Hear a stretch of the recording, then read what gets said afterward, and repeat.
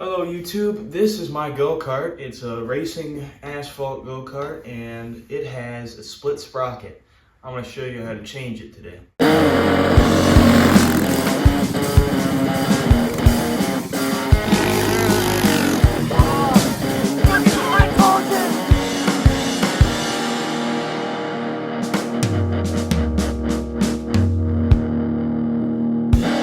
Now you need a few tools to do this. You need Allen wrench. You need either a 11mm wrench or a ratchet and 11mm socket. You're gonna need 2 sprockets at the very least. You're gonna need another Allen wrench that's the size of your engine bolts, and you're gonna need needle nose pliers. So the first thing you're gonna want to do is take your needle nose pliers here. If you don't have needle noses, it's okay. You can use just about any kind of pliers. Locate your master link, which is right there for me. You basically got to center it out, and then you squeeze on the little pin with the slot cut out, and then it'll come off. Roll this along, and then you take, I guess, the other link out. These are very easy to lose, so don't do that.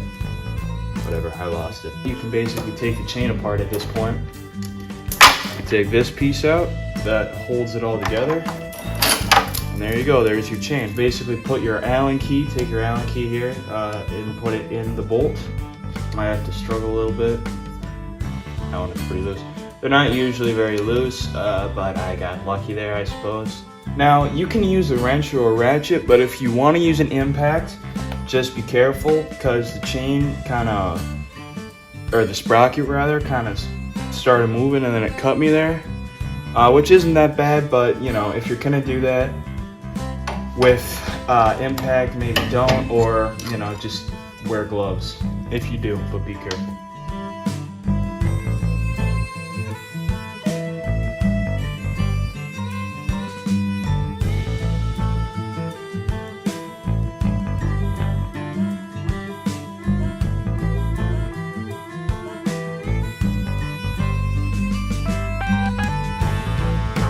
Something important also that you gotta know is that these sprockets have this little line right there.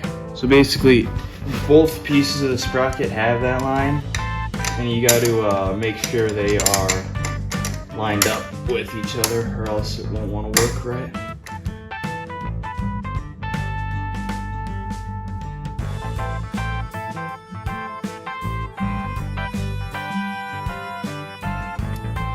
Now you're going to want to get these pretty tight, because it's probably not good if one of these bolts comes out at 108 miles per hour, or however fast you're going to be going with this extreme gearing change. Okay, so we got the sprocket good and bolted on now. Now we got to do something about this chain.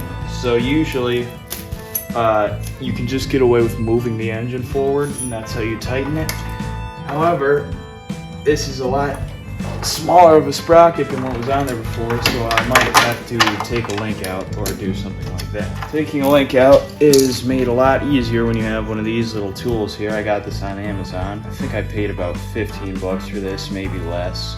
They're pretty cheap, and they're pretty easy to use.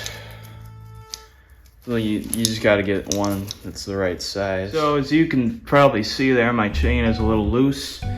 Now we don't want the chain to be really that loose, so we're gonna go ahead and tighten it up. So here's essentially what the underbelly of the go-kart looks like. I know it's a little rusty, but it is what it is. So you take a Allen key that looks just about like this, and you loosen her up. This one, it's only 2 bolts. I think that's pretty standard. I don't know if I've seen anywhere it's 4 bolts. And you can just slide the whole engine forward until your chain is tight. So that's pretty much it for installing this sprocket. It's a pretty easy process, and it's pretty cheap too. It's a good mod for go-karts and mini bikes if you want more speed out of it, and the only real downside is your hands get a little dirty from the chain. So that's basically this done, and I'll throw up some riding footage. Thanks for watching.